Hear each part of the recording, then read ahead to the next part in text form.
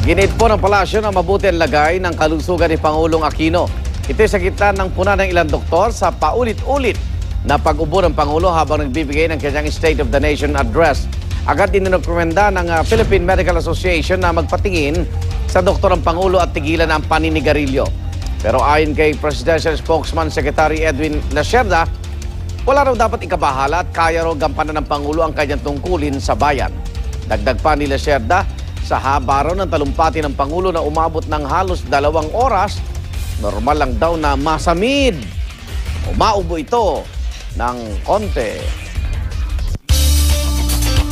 The President is in good condition, good health. Sa haba ng pag-uusap niya na walang patid ng talumpati, siguro naman kahit sino masasamid o mauubo ng konti. Pero if you're concerned about the health, if my student, Leo Olarte, is concerned about the health of the President, let me tell you, Leo, the President is in good condition.